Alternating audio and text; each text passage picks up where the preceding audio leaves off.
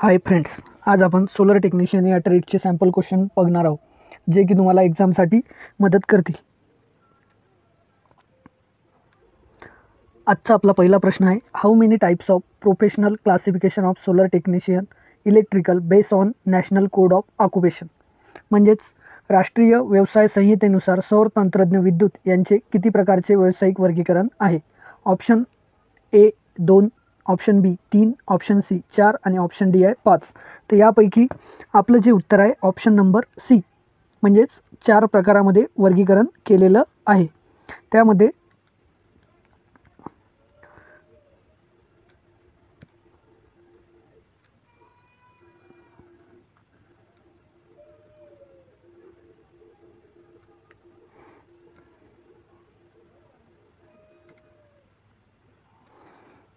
त्यामध्ये काय येणार की 4 प्रकारामध्ये जे काही वर्गीकरण आहे ते खालीलप्रमाणे आहे. जसं की पहिलं येतं सोलर पॅनल इन्स्टॉलेशन टेक्निशियन, 2 नंबरला येणार solar photovoltaic system installation technician, 3 number येणार PV सिस्टम इन्स्टॉलेशन अभियंता, 4 नंबर येणार मॉड्यूल असेंब्ली टेक्निशियन. तर वरील पहिल्या प्रश्नाचं उत्तर आहे 4. तुमच्या रेफरन्ससाठी हे खाली नावं दिलेले आहे, हे लक्षात असू द्या. पुढचा प्रश्न आहे आपला प्रश्न क्रमांक 2, which is the key skill of solar technician. सौर तंत्रज्ञाचे प्रमुख कौशल्य कोणते आहे. ऑप्शन दिले आहेत. ऑप्शन ए उष्णता ऊर्जेची गणना, ऑप्शन बी विद्युत ऊर्जेची गणना, ऑप्शन सी आहे यांत्रिक ऊर्जेची गणना, ऑप्शन डी आहे वायवीय ऊर्जेची गणना. दिलेल्यापैकी आपलं जे उत्तर आहे ऑप्शन नंबर बी, विद्युत ऊर्जेची गणना. म्हणजेच काय तर इलेक्ट्रिकल एनर्जीची कॅल्क्युलेशन जे काही आहेत ते आपल्याला करता आले पाहिजे. ॲज अ सोलर टेक्निशियन आपल्याला safety, environment, fire extinguisher, first aid techniques, आणखी याच्यासोबत आपल्याला ट्रेड टूल्स, नंतर वेगवेगळ्या प्रकारचे कंडक्टर, केबल, त्याचे जॉईंट्स, त्यांची स्किनिंग कशा प्रकारे करायची, नंतर तुम्हाला चुंबकत्वाचे नियम, इलेक्ट्रिकल सर्किट, त्या इलेक्ट्रिकल सर्किटचे वेगवेगळे कनेक्शन जसे की सिरीज, पॅरलल किंवा कॉम्बिनेशन सिरीज पॅरलल. त्याचबरोबर तुम्हाला वेगवेगळे जे काही मीटर आहे जसं watt meter, energy meter, volt meter, ammeter यांचे कनेक्शन ते कसे वापरायचे. त्याचसोबत जे काही जसं उदाहरणार्थ मल्टीमीटरनं कशा प्रकारे टेस्टिंग करायची. त्याचबरोबर जे काही तुम्हाला इलेक्ट्रिकल क्वांटिटीज आहेत जसे की voltage, current, power, frequency, power factor याबद्दलची जे काही कॅल्क्युलेशन आहे त्याबद्दल तुम्हाला माहिती असायला हवी. सोबतच जे काही विद्युत ऊर्जा तुम्ही तयार करता तिचं ट्रान्समिशन आणि डिस्ट्रीब्युशन, म्हणजेच तिचं जे काही पारेषण किंवा जे काही वितरण आहे ते कशा प्रकारे होते याबद्दल तुम्हाला माहिती असणे आवश्यक आहे. पुढचा प्रश्न आपला 3 नंबरचा असा आहे की what is called the material with high electron mobility in a electrical circuit. म्हणजे विद्युत सर्किटमध्ये उच्च इलेक्ट्रॉन गतिशीलता असलेल्या पदार्थाला काय म्हणतात. ऑप्शन दिले आहे. A registers, option B conductor, option C transistor, option D canister. प्रश्न असा आहे की जर एखाद्या पदार्थामधून इलेक्ट्रॉनची गतिशीलता म्हणजेच मूवमेंट ही जास्त असणार तर तो पदार्थ नेमका कोणता आहे. तर दिलेल्यापैकी आपलं जे आन्सर आहे ते आहे ऑप्शन नंबर बी, म्हणजेच कंडक्टर, ज्याला की आपण काय म्हणतो वाहक, ज्यामधून इलेक्ट्रिसिटी किंवा विद्युत ऊर्जा पास होते. पुढचा प्रश्न 4 number, what is called the material with low electron mobility in a electrical circuit. हा प्रश्न मागच्या प्रश्नासारखाच आहे, फक्त त्याच्या विरुद्ध आहे. इलेक्ट्रिक सर्किटमध्ये कमी इलेक्ट्रॉन गतिशीलता असलेल्या पदार्थांना काय म्हणतात. ऑप्शन ए वाहक, option B insulator, option C register, option D transistor. तर या प्रश्नाचं उत्तर आहे ऑप्शन बी इन्सुलेटर, म्हणजे ज्यामधून इलेक्ट्रिकल एनर्जी पास होत नाही. जसं की रबर, लाकूड हे झाले इन्सुलेटरचे उदाहरण. प्रश्न क्रमांक 5, what is the type of conductor shown in a figure. आकृतीत दाखवलेल्या वाहकाचा प्रकार काय आहे. दिलेल्या आकृतीमधून तुम्हाला ओळखायचं खालीलपैकी जे काही 4 ऑप्शन आहे त्यापैकी एक याचं उत्तर आहे ते तुम्हाला ओळखायचं आहे. तर ऑप्शन ए आहे single strand conductor, option B आहे ट्विन कंडक्टर, ऑप्शन सी आहे insulated solid conductor, option D आहे ॲल्युमिनियम कंडक्टर.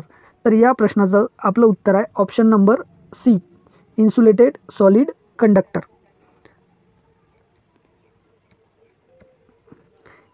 आकृतीमध्ये आपल्याला काय दिसत आहे की एक कंडक्टर आहे, त्या कंडक्टरच्या भोवती हे वायरचं इन्सुलेशन कोटिंग केलेलं आहे, PVC कोटिंग, जशी की आपली PVC वायर असते. तर याच्यामध्ये एकच कंडक्टर आणि त्याच्यावर इन्सुलेशन चढवलेलं आहे. तर याच्यामध्ये जो कंडक्टर आहे तो सिंगल कंडक्टर आहे, त्यालाच आपण सॉलिड कंडक्टर म्हणतो. आणि जे दुसरे असतात ते स्ट्रँडेड कंडक्टर, ज्यामध्ये बारीक बारीक तारा असतात. 5व्या क्रमांकाच्या प्रश्नाचं उत्तर आहे इन्सुलेटेड सॉलिड कंडक्टर. ह्यामध्ये ही डायग्राम आहे, हा झाला कंडक्टर तुमचा आणि हे बाहेरचं आहे हे इन्सुलेशन आहे. प्रश्न क्रमांक 6, what is happening the current passing through a conductor in a electrical circuit. विद्युत सर्किटमध्ये कंडक्टरमधून जाणारा विद्युत प्रवाह काय होतो. जेव्हा एखाद्या विद्युत सर्किटमध्ये कंडक्टरमधून विद्युत प्रवाह जात असतो तेव्हा काय होते असं या प्रश्नाचं म्हणणं आहे. तर ऑप्शन ए आहे थंडावा निर्माण करणे, ऑप्शन बी आहे उष्णता निर्माण करणे, ऑप्शन सी आहे धूर निर्माण करणे, ऑप्शन डी आहे परफ्यूम निर्माण करणे. तर दिलेल्यापैकी थंडावा निर्माण करू शकत नाही, परफ्यूम तर निर्माण करणारच नाही, धूर करू शकते पण ते कधी जर एखादा काही फॉल्ट झाला तर या प्रश्नाचं उत्तर आहे ऑप्शन नंबर डी.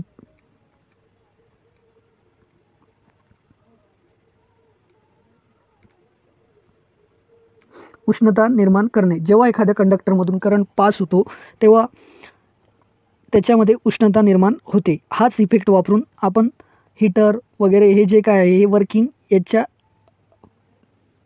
प्रॉपर्टीजनुसार करत असते.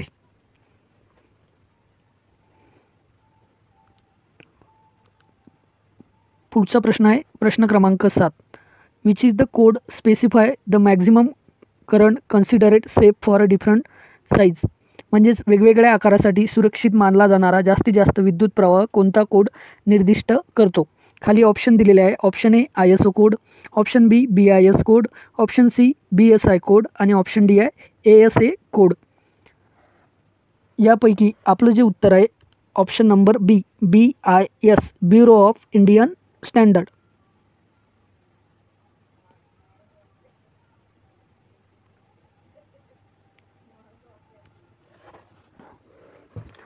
खाली वेगवेगळ्या मानक संस्था आणि संबंधित देशाबद्दल माहिती दिलेली आहे, ती तुमच्या रेफरन्ससाठी असू द्या.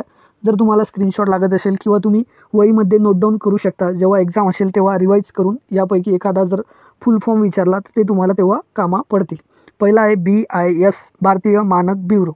ही संस्था भारत देशाची आहे, त्यालाच आपण इंग्लिशमध्ये ब्युरो ऑफ इंडियन स्टँडर्ड म्हणतो. नेक्स्ट आहे ISO, आंतरराष्ट्रीय मानक संघटना, इंटरनॅशनल स्टँडर्ड ऑर्गनायझेशन. नेक्स्ट आहे JIS, जापानी औद्योगिक मानक.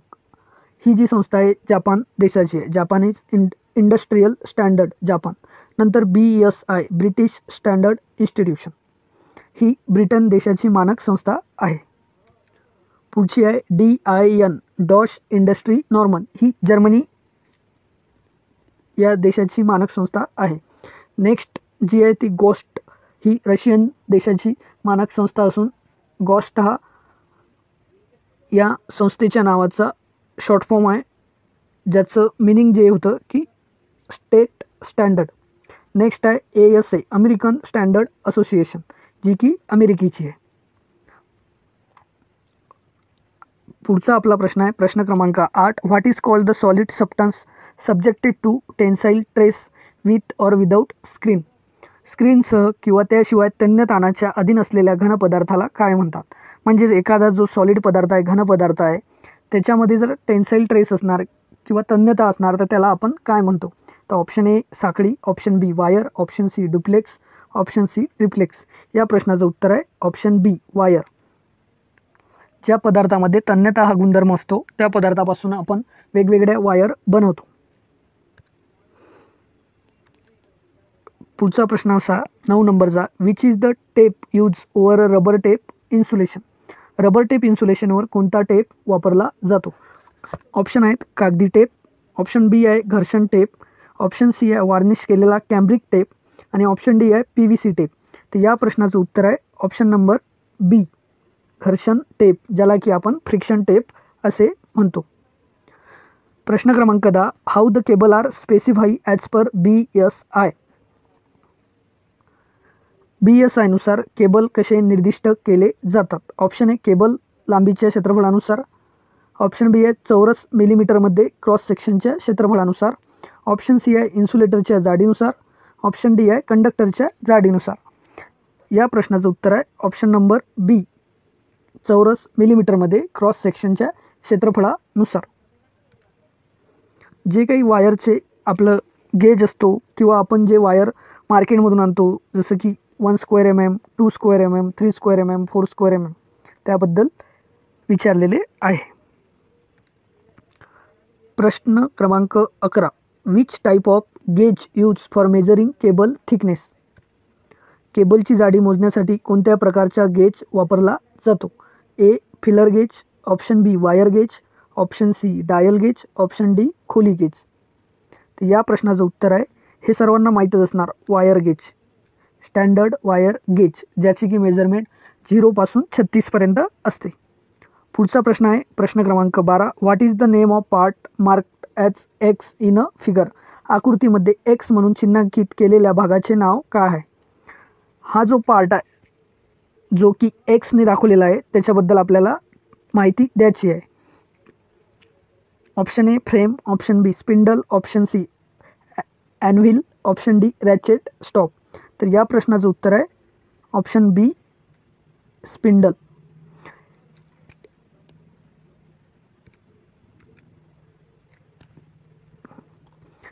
या फोटोमध्ये वेगवेगळ्या पार्टचे आपण नावं दाखवलेले आहे. पहिला आहे ॲनव्हिल, दुसरा आहे स्पिंडल, तिसरं फ्रेम, नंतर स्पिंडल लॉक, बॅरल और स्लीव, नंतर थिंबल आणि रॅचेट. हे वेगवेगळे जे काही आहे त्याबद्दल तुम्हाला माहिती असणे आवश्यक आहे. या क्वेश्चनमध्ये जसं स्पिंडलबद्दल विचारलं आहे, तुम्हाला फ्रेमबद्दल, ॲनव्हिलबद्दल, थिंबलबद्दल किंवा बॅरेल किंवा स्लीवबद्दलसुद्धा विचारू शकतात. सर्वांनी या टूलचे, या उपकरणाचे नाव कमेंटमध्ये कमेंट करा. पुढचा प्रश्न 13 number. What is the name of tool shown in figure. आकृतीत दाखवलेल्या उपकरणाचे नाव काय आहे? Option A cutting plier, option B hand and crimping plier, option C end cutting plier, नंतर option D side cutting plier. तर दिलेल्या आकृतीत जो काही टूल आहे तो हँड क्रिम्पिंग प्लायर आहे, पण ऑप्शनमध्ये जे बी ऑप्शन आहे ते आपलं उत्तर बरोबर आहे. यामध्ये स्पेलिंग मिस्टेक असू शकते. बुकमध्ये दिल्यानुसार या उपकरणाचे नाव हँड क्रिम्पिंग प्लायर आहे. जर तिथं हँड इम्पिंग प्लायर असलं तर हे तुमचंसुद्धा करेक्ट ॲन्सर असू शकते, किंवा हँड क्रिम्पिंग प्लायर हे जर असलं तर हे सिलेक्ट करायचे. पुढचा प्रश्न असा 14 नंबरचा. Which type of metal joining process use without melting them. वितळल्याशिवाय कोणत्या प्रकारची धातू जोडण्याची प्रक्रिया वापरली जाते? जेव्हा आपण इलेक्ट्रिकल कनेक्शन करत असतो किंवा वायरिंग करत असतो किंवा PCBवर कोणता तरी एखादा कंपोनंट बसवायचा आहे तर आपल्याला जॉईनिंग करावं लागतं. तर दिलेल्या ऑप्शनपैकी ऑप्शन ए जे सोल्डरिंग आहे हे या प्रश्नाचं उत्तर आहे. यामध्ये आपण ज्या दोन्ही धातूला जोडायचं आहे तर ते न वितळवता आपण जॉईनिंग करतो. या प्रश्नाचं उत्तर आहे सोल्डरिंग. पुढचा प्रश्न आहे what will be happen if the cable current carrying capacity is inadequate. जर केबलची करंट वाहून नेण्याची क्षमता अपुरी असेल तर काय होईल? ऑप्शन ए केबलचे आयुष्य वाढेल, ऑप्शन बी केबलचा आकार वाढेल, ऑप्शन सी विद्युत आगीचा धोका वाढेल, ऑप्शन डी वायरची ताकद वाढेल. तर दिलेल्या ऑप्शनपैकी आपले जे उत्तर आहे ऑप्शन नंबर सी, विद्युत आगीचा धोका वाढेल. एखाद्या केबलमधून जर करंट वाहत आहे आणि तिचं रेटिंग जर कमी आहे तर ती वायर गरम होऊन आग लागण्याची शक्यता जास्त असते. त्यामुळे या प्रश्नाचे उत्तर आहे आपलं ऑप्शन नंबर सी, विद्युत आगीचा धोका वाढेल. पुढचा प्रश्न क्रमांक आहे 16. Which is the suitable flux for joining electrical conductors. विद्युत वाहकांना जोडण्यासाठी योग्य फ्लक्स कोणता आहे? सोल्डरिंग सर्वांना माहीतच आहे. यामध्ये जे काही आपण फ्लक्स वापरतो, आता फ्लक्स म्हणजे काय, जर ज्या ठिकाणी आपल्याला सोल्डरिंग करायची आहे तो सरफेस आपल्याला क्लीन करायचा आहे किंवा डिऑक्सिडाईज करायचा आहे, तिची जी डर्ट वगैरे आहे ती साफ करायची आहे, त्यासाठी आपण फ्लक्स वापरतो. तर दिलेले ऑप्शन आहेत त्यापैकी option A rosin, option B hydrochloric आम्ल, option C zinc chloride, option D sal, ammonia, rosin. तर दिलेल्या ऑप्शनपैकी आपलं उत्तर जे आहे ते रोझिन.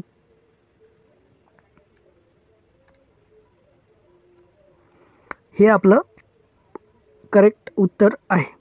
पुढचा प्रश्न 17 क्रमांकाचा. What is the process showing in figure? आकृतीमध्ये कोणती प्रक्रिया दाखवली आहे? यामध्ये ऑप्शन ए आहे डीप सोल्डरिंग, ऑप्शन बी आहे ब्लो लॅम्पसह सोल्डरिंग, ऑप्शन सी आहे मशीन सोल्डरिंग आणि ऑप्शन डी आहे सोल्डरिंग गनसह सोल्डरिंग. तर या प्रश्नाचं उत्तर आहे सोल्डरिंग गनसह सोल्डरिंग. पुढचा प्रश्न 18 क्रमांकाचा.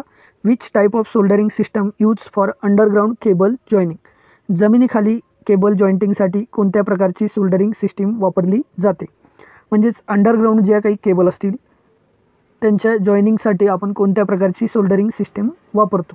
ऑप्शन ए आहे डीप सोल्डरिंग, ऑप्शन बी आहे pot and ladle soldering, option C आहे मशीनसह सोल्डरिंग आणि ऑप्शन डी आहे ब्रशने सोल्डर लावणे. या प्रश्नाचं उत्तर आहे pot and ladle soldering.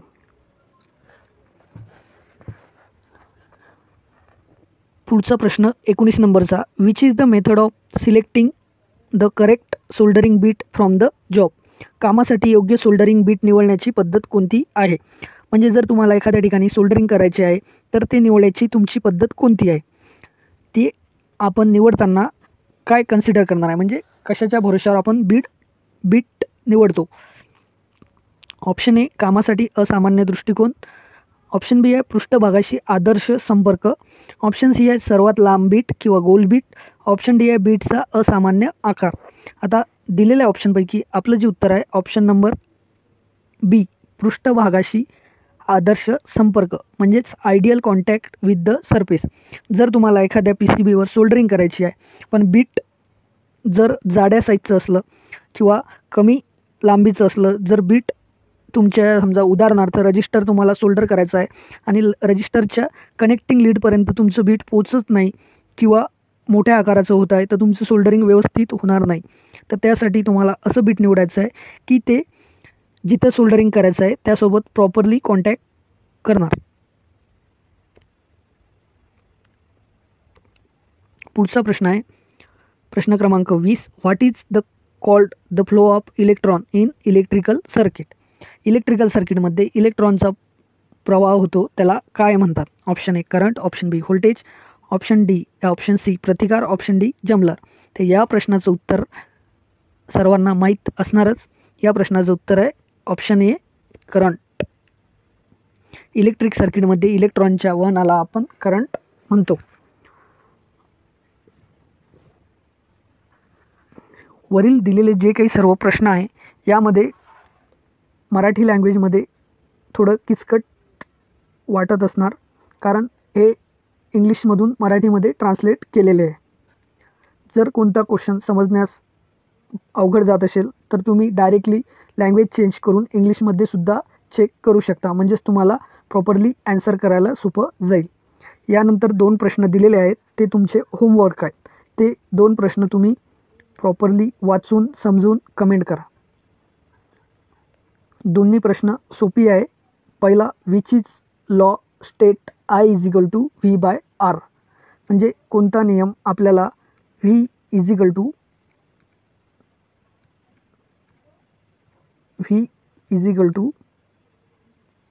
I × R किंवा यालाच जर कन्वर्ट केलं तर आपल्याला काय भेटणार? I = V/R हे सांगतो. आणि ऑप्शन दिलेले आहे हुक्स लॉ, न्यूटनचा नियम, फॅराडेचा नियम आणि ओहमचा नियम. प्रश्न क्रमांक 22 याच फॉर्म्युल्यावर बेस आहे. तुम्ही कॅल्क्युलेट करा आणि फटाफट कमेंट करून सांगा. यानंतरचे जे काही क्वेश्चन आहे ते आपण अशाच प्रकारे कंप्लीट करत जाऊ.